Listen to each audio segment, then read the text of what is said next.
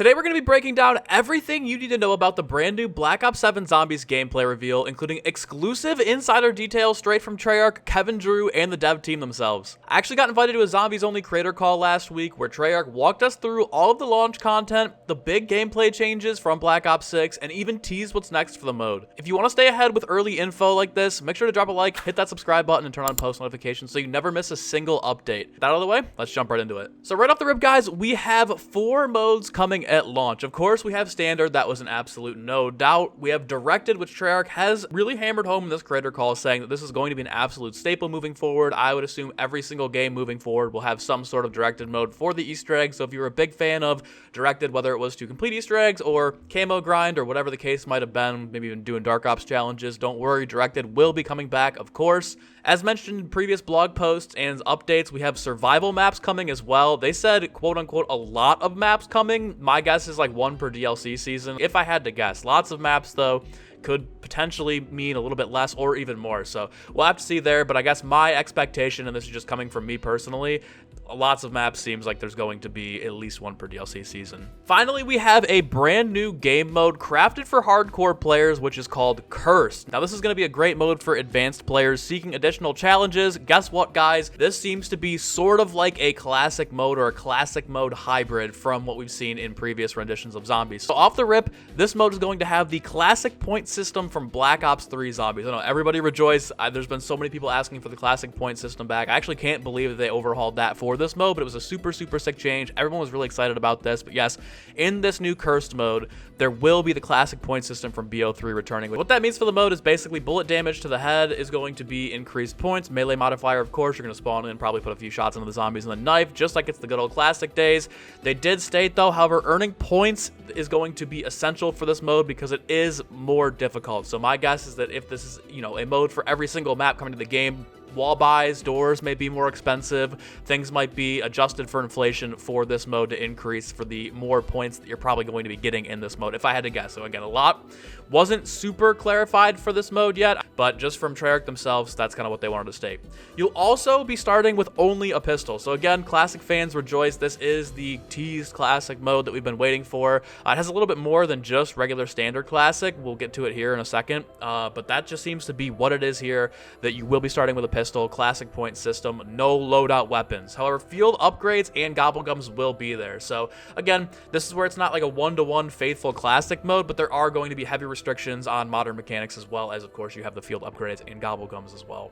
Now, this is where things get a little bit confusing. We have discover relics that increase by difficulty and add new rewards. With these relics, Treyarch said they're going to be pieces and nods to our past. Once you find one, it's a modifier in the mode. So for example, they said this one here would be, they just said, disabling ammo crates limits you to 4 perks. So you can make the mode even more classic if you'd like to, using these relics and modifiers. I don't really understand why you would pick up a modifier that disables ammo crates and limits you to 4 perks, unless you're just really trying to make it like classic mode. There's really no positive to that one, but apparently as you acquire more relics, you'll advance and more tiers / good and bad will be introduced. So my own interpretation of this, again, it's kind of very tough to understand what they exactly mean by this, just because we only had 30 minutes on this call. They didn't go into too much depth here, but from my own personal interpretation, it seems like these relics are going to be very similar to the Terminus Cursed relic, where you would get double points when equipped, but you lose points when you get hit. So that's just my own personal idea of it. Let's say you find the Weasel's hat from Mob of the Dead somewhere on the ground, you put it on, or you equip that relic.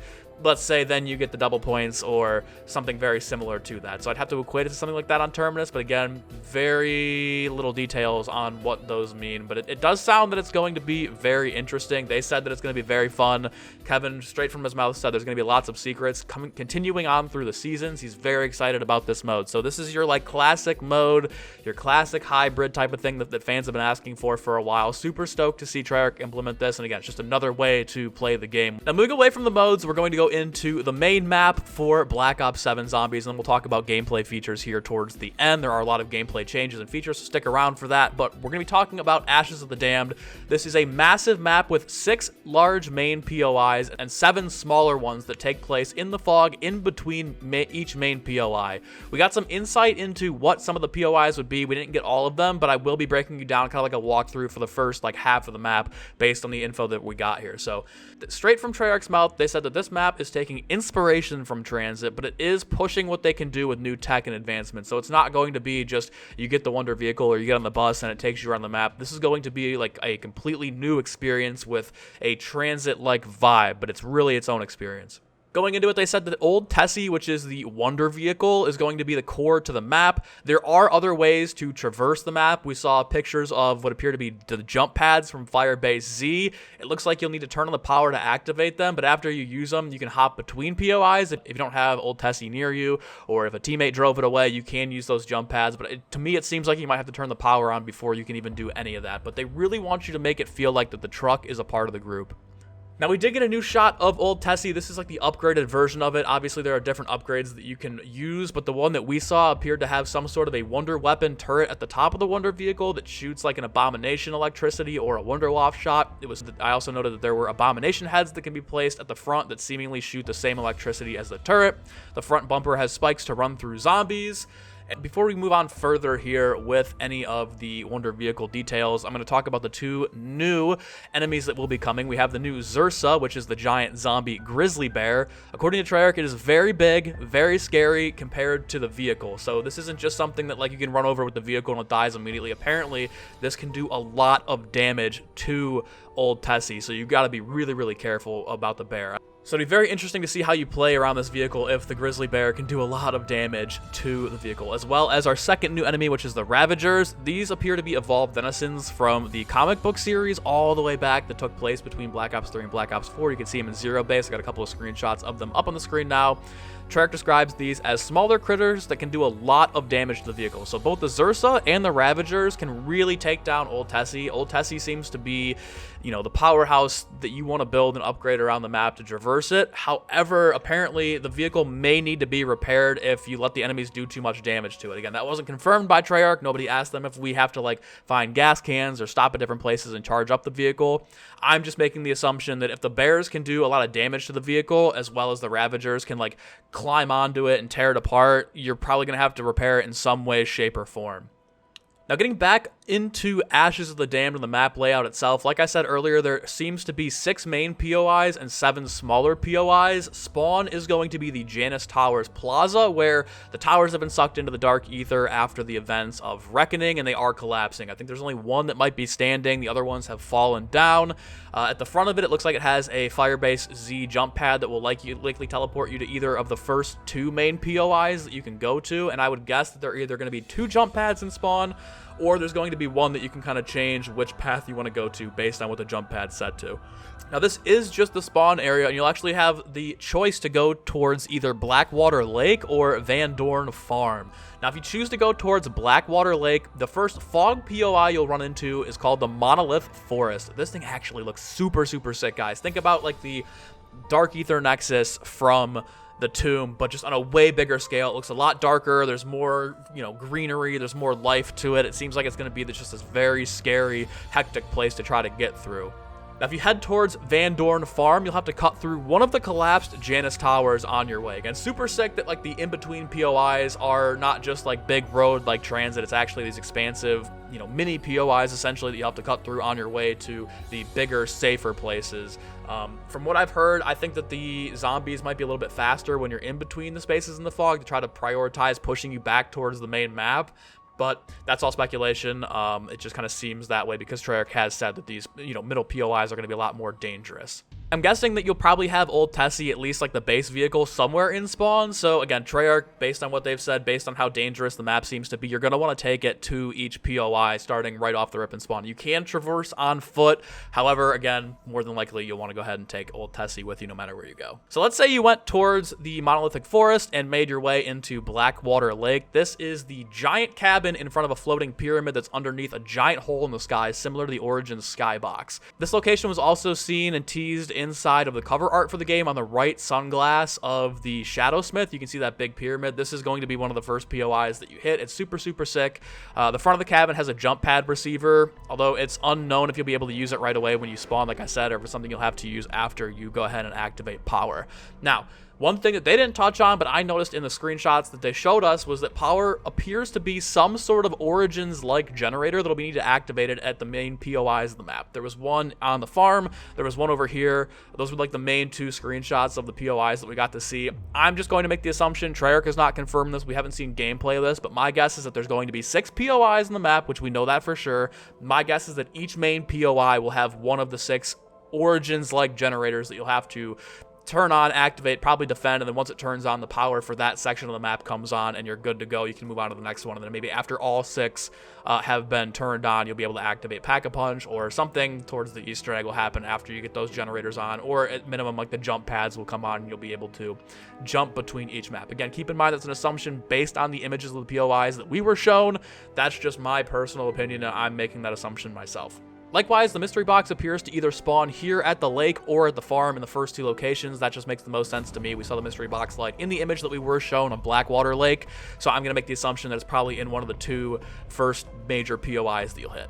Now, let's say you went the other way, you went through the collapsed tower, you'll end up at Van Dorn Farm. This is a remake, or I'd say reimagined version of Farm from Black Ops 2's Transit, as we all know. However, it seems, like I said, it might be slightly expanded, at least in Ashes of the Dam. I don't know about the survival map, that could be just like a 1-to-1 or like a slightly expanded version of Farm, but in Ashes of the Damned, it seems like it's more open, there's more areas, there's more places to traverse. It's just not the small old farm that we've seen in Black Ops 2. Again, here there's at least both a jump pad launch platform and a receiver, as well as the Origins looking power station. So again, my theory is that each of the main POIs has one of these power generators, just like Origins. You turn it on and you have now access to either jump back towards spawn or the next location. That's just my own personal guess. Now, moving away from either of the first 2 main POIs, if you're leaving Blackwater Lake, you'll have to pass through the Lost Cabins. Lost Cabins are basically just a couple of basic buildings that appear to have a snowy environment, while the upper half of the buildings are being ripped apart and floating through the air.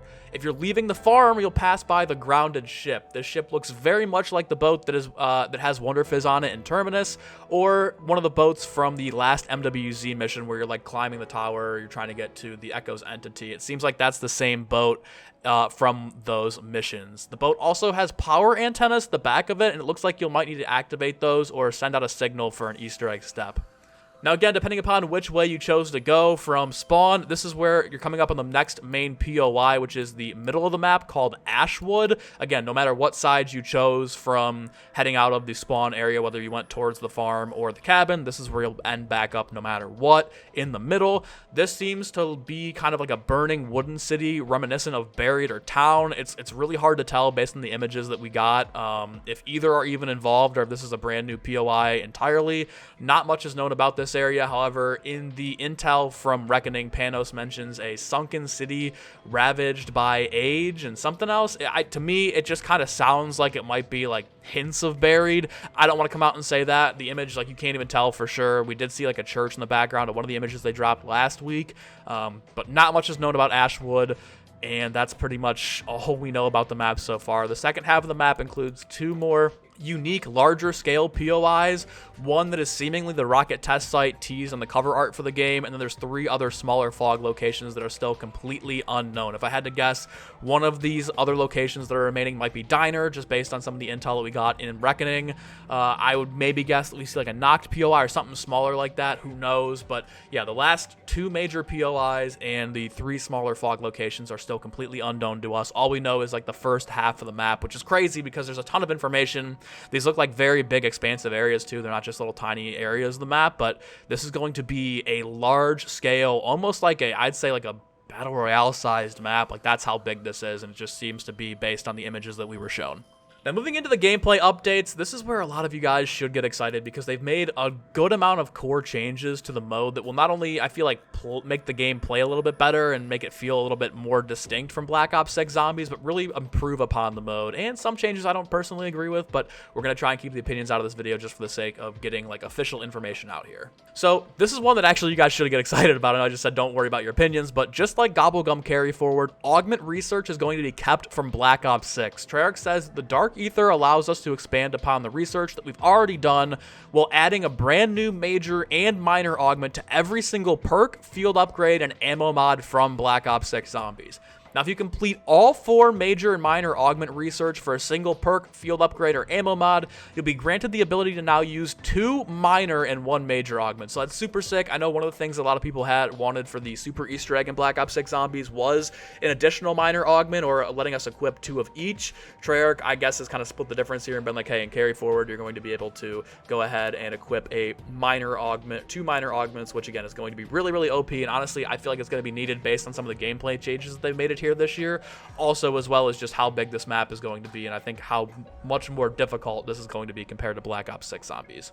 So they gave us a list of a couple of the new major augments coming to the game. The first one you guys are probably going to be very excited about. This is called Armor-matic. It's a major augment for Vulture Aid, and the description is picking up an armor plate automatically applies it to your vest. So this is exactly like the Cold War system, where if you just run over an armor plate, it'll immediately go into your stash. I'm assuming once you have 3 full plates and you keep running them over, and you keep running over more plates, it'll kind of juice it up to a full 3 plates or whatever, and you're good to go with the reserve. I personally don't know if I'll be running this one. I like Vulture Aid a ton. I like this idea for people that maybe don't want to keep plating or don't like the system completely. This will kind of give you a little bit of a fix. I wouldn't say it's a complete overhaul. I don't even know if there's going to be a visual overhaul for the armor. All we know is that with this major augment for Vulture Aid, you'll no longer have to plate. You just run over plates and it'll automatically plate up for you. So nice that they're at least trying to find a way to kind of balance things out here for the people that don't like plating. Our next major augment coming is called Guns Up for stamina. This is fire while sprinting, pretty standard there. We have Resurrection, which is healing auras, new major augment. This will be reviving players that are dead. Super good for this new map. I mean, it's going to be such a large map that if somebody dies on one side of the map and you can't get all the way to the other side of the map in time, you pop this healing aura. Even if they die off, they come back from the dead, you're good to go. I don't know if it'll save your perks. I don't know how it'll work. If it just works like normal healing aura, we'll have to see what happens there, but just another really nice upgrade here for healing aura and for players that'll run that on a bigger map like this. The next one that we were given is called After Image for Ether Shroud. This will distract enemies with a dark ether clone of yourself. Super fun to use. I'm guessing this is going to be, just pretty sick to have and play around with. It's nothing crazy. It's not like a massive game-changing augment to me, but it's just another fun one that you'll be able to run next year and something you can try out. The last major augment they gave us, again, keep in mind, guys, every single perk, field upgrade, ammo mod is getting a new major and minor augment. They just gave us a few here, but the last one we have is called Mocha Mall, which is for Melee Macchiato.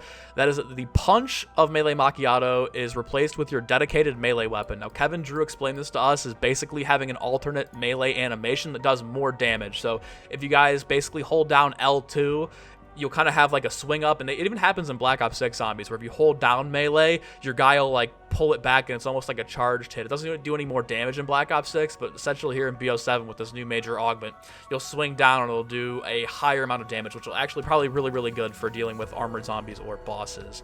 Treyarch also gave us some insight into future field upgrades, perks, and ammo mods coming. Now, they didn't specify if this was for BO6 or 7. Donuts and I have both kind of been like, oh, maybe this could be for BO6, but we're going to go ahead and just say it's BO7 for the sake of this video. But it seems like at launch, we'll have Toxic Growth from Cold War Zombies coming back, as well as a brand new perk called Wisp T. Treyarch didn't really talk about this new perk at all whatsoever inside of this creator call. Some of the guys that played the game early, I think, had used the perk at their play session, because they had a couple of questions afterwards whether or not there was a toggle for this. I don't really understand the perk fully, so I can't give you guys too much of a good description here, but essentially this is a Blood Wolf Bite / Widow's Wine hybrid that slows the zombies and keeps them at the end of the round, but doesn't kill it. Again, that's why I think Pizza had asked if there was a toggle for this. It seems like, this could be something where like you maybe don't want to use this, but it slows down the process of round transitioning because it just toggles on. But I think that Treyarch has even said there's a toggle for this.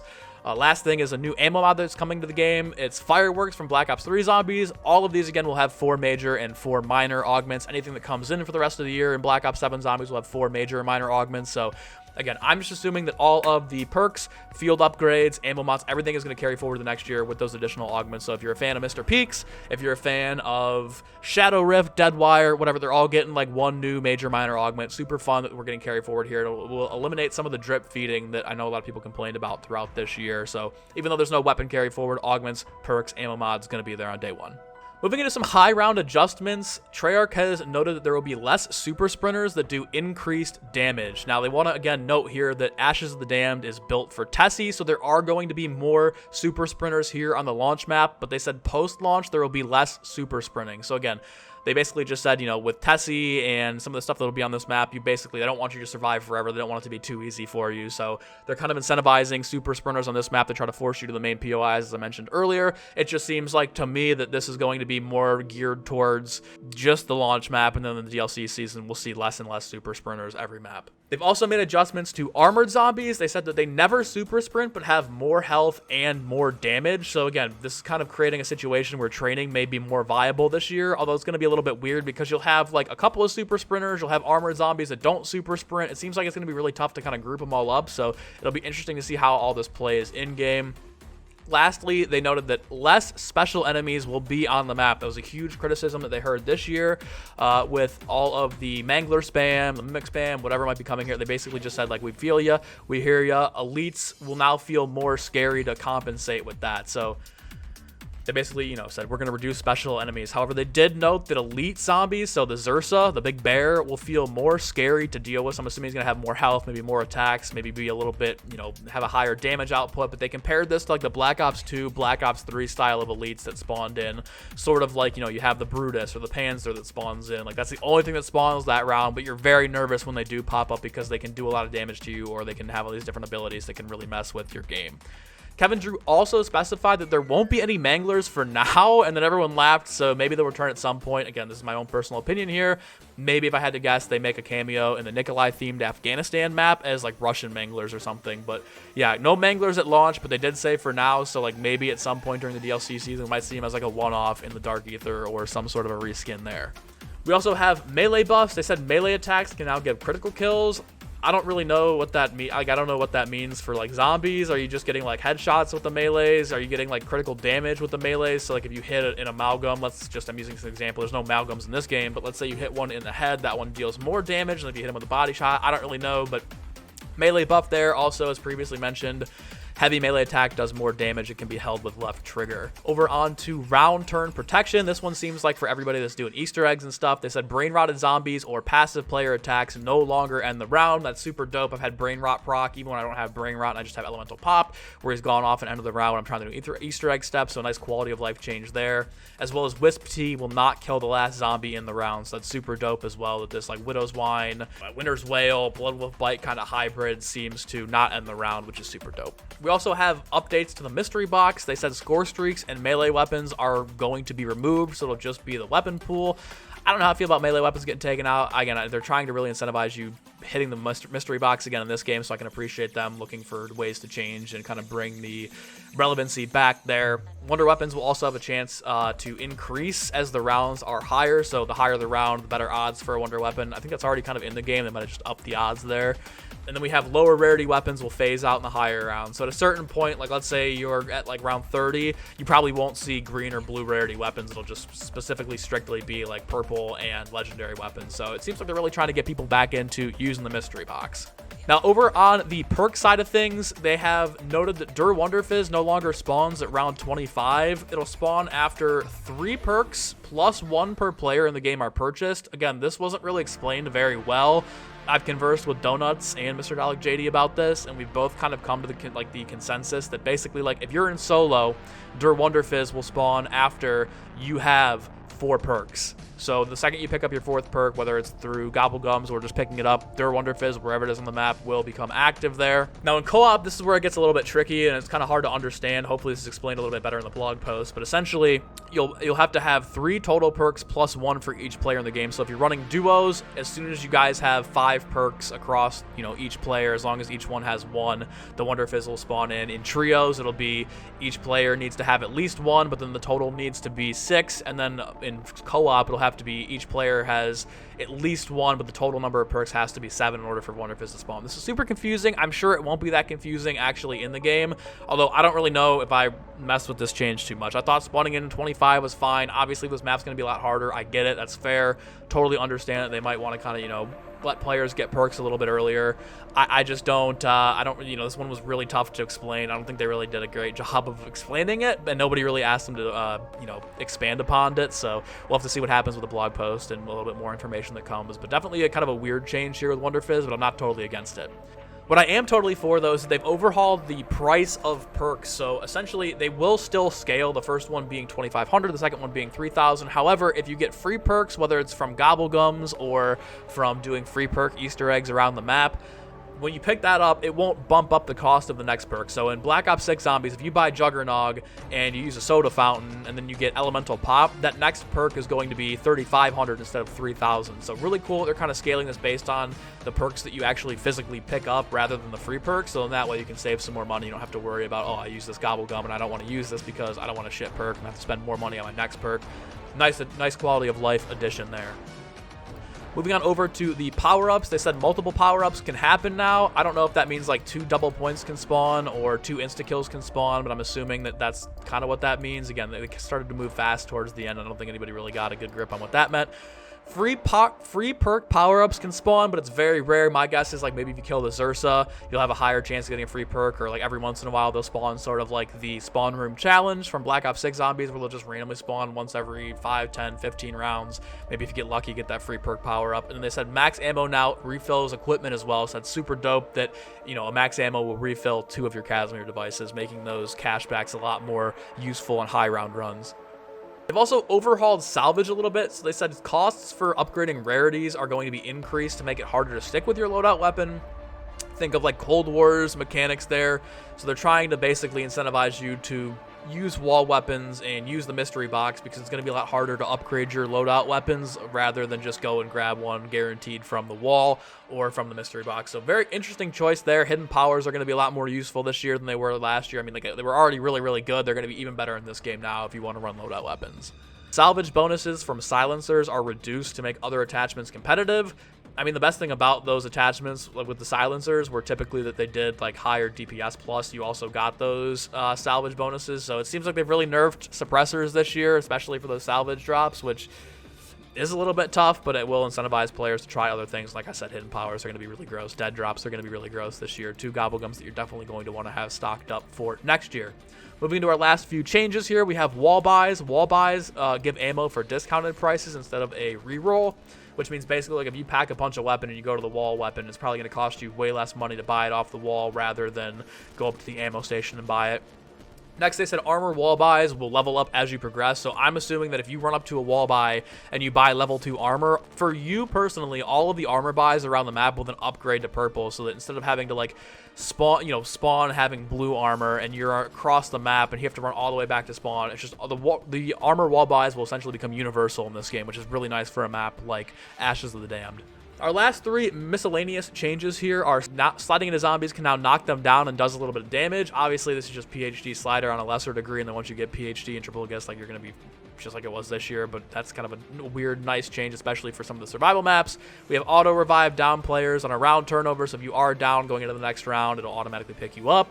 And then the last miscellaneous change we have is that fading from black to start the matches just gives the maps a little bit more aura when you spawn in. It's not just, oh, you're just dropped into wherever you are. It kind of like gives you the old BO3 aesthetic of the map loading in rather than you just being dropped in. But that is all the information, guys, for Black Ops 7 Zombies that we got today, and also on the creator call. That was all the exclusive information that we got. I'm super grateful to be a part of the creator call that happened last week and kind of get to not only be in that room with all the other big YouTubers, but also be in there and kind of hear from their mouth what their idea, hear from the developers, hear from Kevin Drew, what their ideas and insight and why some of these changes have been made this year. It's really nice to kind of just have that experience and also be in the same room there to kind of understand what they're talking about, you know, and why, rather than just, oh, we've made these changes and that's how it is. So hopefully the communication can stay very positive with Treyarch and that they do more of these in the future, because I think this only benefits the zombies community. Again, thank you for giving me the opportunity to be a part of this, Treyarch. It was a fun experience. I'd love to be part of this again.